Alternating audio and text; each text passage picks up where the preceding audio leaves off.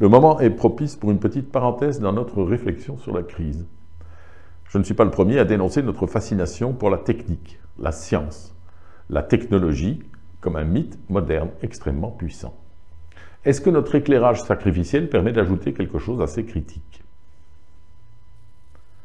Bien, tout d'abord, je pense qu'il est très important de séparer la question de la technologie de celle qui nous a occupés jusqu'ici, et pour cela, repartons de la notion de progrès.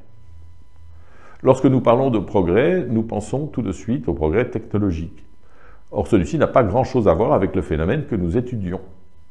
La révélation par l'enfant curieux, le partisan du progrès, de la corruption de l'ancienne maison. Il y a là une cause unique, mais qui a deux conséquences distinctes. Rappelons-nous, l'enfant curieux était unique parce qu'il se permettait de remettre en question les acquis de l'ancienne maison. Ce n'est pas parce que cela semble beau et solide extérieurement qu'il n'y a pas un problème avec les structures invisibles de l'édifice. La démarche même consiste à critiquer les croyances de la maisonnée et à aller constater par soi-même ce qu'il en est. C'est le principe de la méthode scientifique. Commencer par mettre en doute les acquis. Ce principe très simple a permis, en un temps très court, de découvrir une grande partie des lois de la physique. Et à son tour, cette connaissance a permis le développement extrêmement rapide de la technique. En quelques siècles, non seulement nous avons compris le fonctionnement fondamental de l'univers, de l'infiniment petit à l'infiniment grand, mais nous sommes passés du char à bœuf et du moulin aux fusées qui permettent d'atteindre la Lune, aux ordinateurs qui calculent des millions de fois plus vite que nous, aux vaccins qui guérissent des maladies mortelles.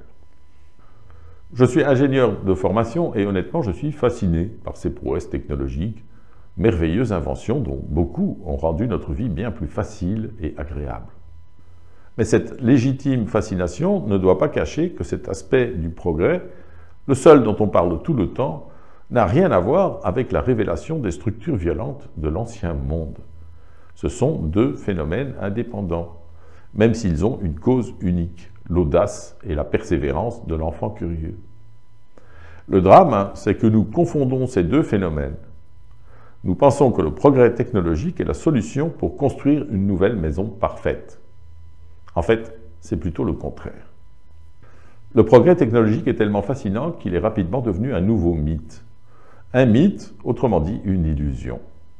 Construire une nouvelle maison avec comme fondation ce mythe, voilà qui est, je pense, extrêmement naïf et très dangereux. Si nous arrivons à bâtir une société qui repose largement sur ce mythe, ce ne sera qu'une autre déclinaison de l'ancienne maison.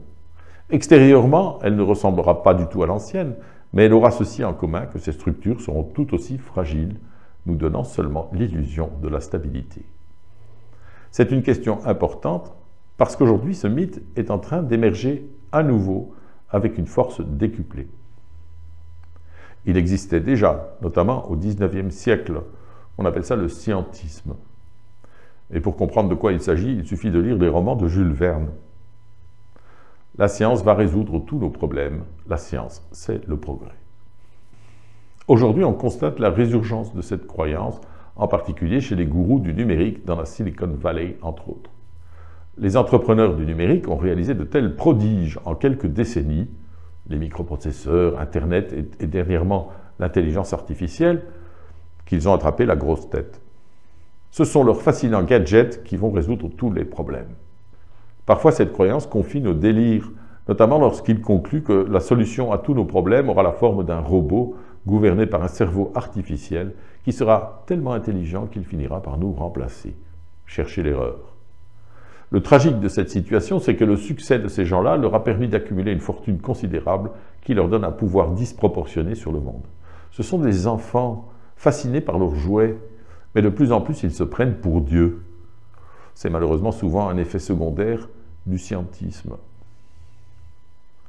L'archétype du nouveau scientiste, Elon Musk, est un ingénieur, industriel et financier génial. Il n'y a aucun doute là-dessus. Malheureusement, comme philosophe, il est à peu près aussi doué qu'un enfant de 5 ans. Le progressisme se réduit pour lui à la création d'un surhomme au cerveau augmenté qui vivrait dans un monde utopique d'où tous les maux de l'humanité seraient absents. Et accessoirement, ça se passerait sur Mars. Comment éliminer ces petits défauts de notre nature? Ben, par la technologie. Ce que Musk semble incapable de voir, c'est justement cette différence fondamentale entre le progrès technologique et le progrès de notre lutte contre la violence humaine.